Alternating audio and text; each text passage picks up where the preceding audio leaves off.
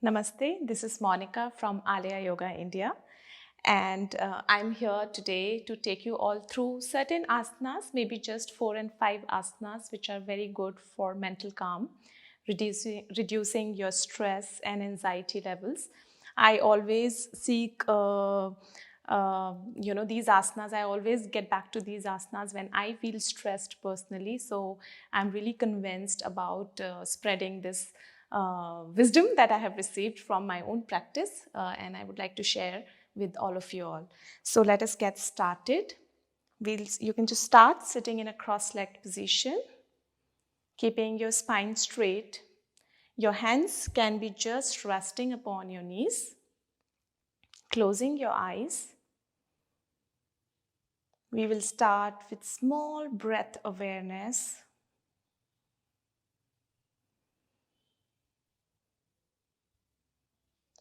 Watch your inhalations and exhalations. Watch your body.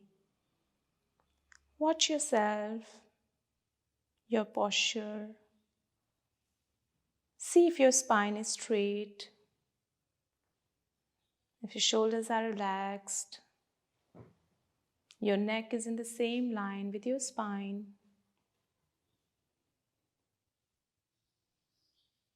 Bringing your awareness to your inhalations and exhalations.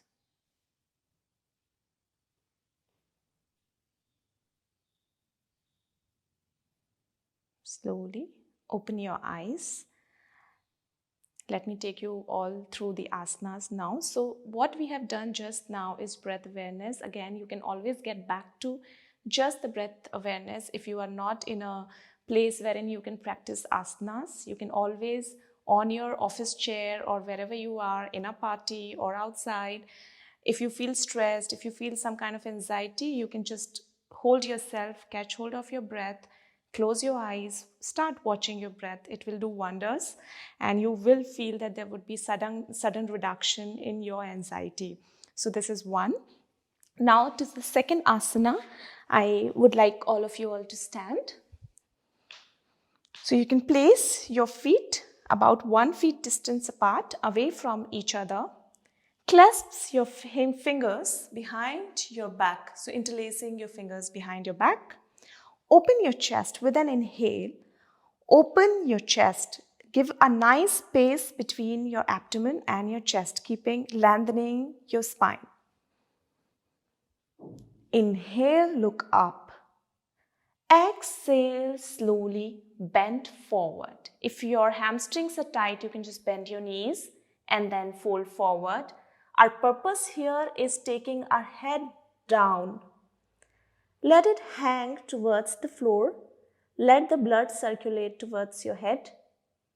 So this asana is also very good for your hamstrings and your shoulder opening. But focus here right now should be only on your head, since we are doing it for anxiety and stress.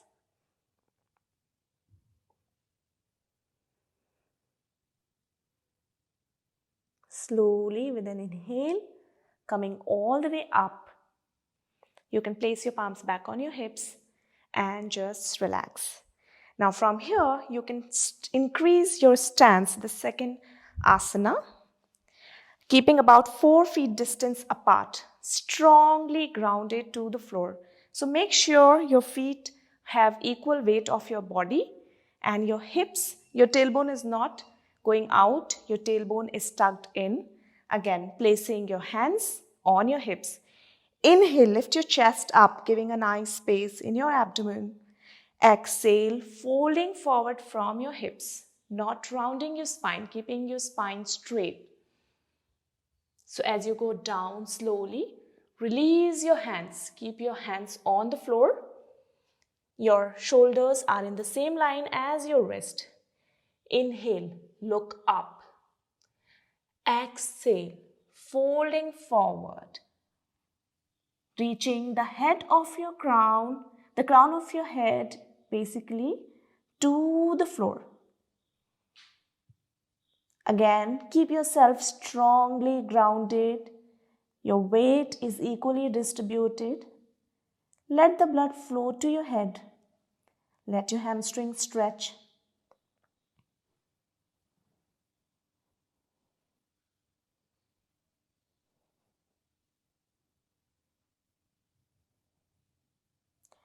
With an inhale, slowly coming up. You can bend your knees as you're coming up so that you don't get injured. Place your hands back on your hips, coming all the way up. Now from here, my favorite asana, you can just shift your feet closer to each other, coming slowly, gently towards the neutral position. You can be seated. Now from here, you can just place your sit bones over your heels, coming into Vajrasana. Separate your knees out. You can walk your palms in front of your body and just rest your head in front of your body on the floor or whatever surface you are using and relax. This is child pose. Wonderful asana for again anxiety, reducing your stress. Keep breathing, close your eyes.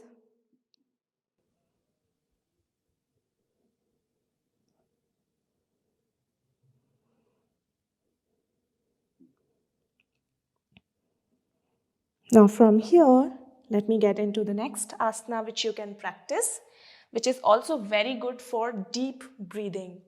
So whenever we have any kind of stress and anxiety, you will notice that we automatically start breathing very shallow. And as we work on your breath, like as you'll work on your breath, you will try to make sure that you breathe deep. So in case if you're not able to do it normally, you can always get back to makarasana. So basically, placing your belly on the floor, cross your arms in front of your chest, keeping your chest lifted, and you can just place your elbows little closer to your chest, not too away, so your chest is not on the floor. Your chest has to be lifted, so bringing your elbows closer. Now you can just rest your head over your arms on the crossed arms and breathe. Your feet, you can just leave free. Do not have to pay any attention to your feet apart.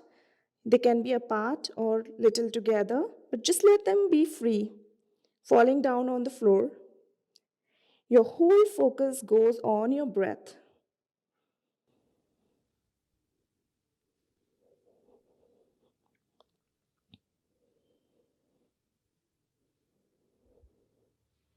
So in this asana, automatically your breathing will go deep into your belly. It is not possible for you to do a thoracic breathing, which is, just breathing through your upper part of your lungs. Automatically, the whole air will go down to your belly, and you will start breathing deep. So you can always practice this.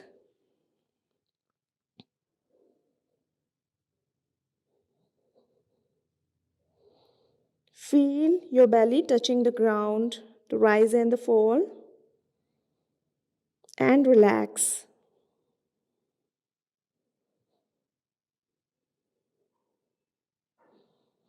Now from here, the next asana, you can just lift yourself up. Again, sitting over your heels, lying down on your back. So once you lie down on your back, next asana is Viparit Karni Asana. Keep your knees bent and your heels almost in the same line as your hips. Now here you can use a bolster. Usually you can do it without a bolster, but since it is for mental stress and anxiety, we don't want to get into any tough and challenging asanas. We want to just relax. So make sure you have a bolster with you. So lifting your hips up, slowly slide the bolster under your hips. As you place the bolster under your hips, place it properly so that your lower back doesn't get hurt. And from there, you can just straighten your legs and slowly lifting your legs up and holding there. Again, letting the blood flow to your upper body and just relax. You can always use a wall.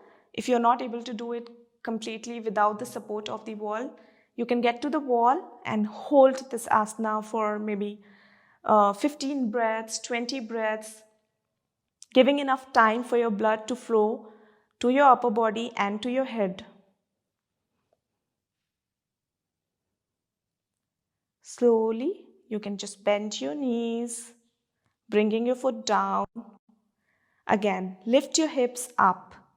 Slide the bolster back, placing your sit bones back on the floor. And you can just straighten your legs and relax. You can practice all these asanas in one flow, or you can just pick up one asana as and when, whatever time you have, they'll still help you. If you're practicing these asanas into a flow, at the end, you can just get into relaxation, shavasana, leaving your body completely free.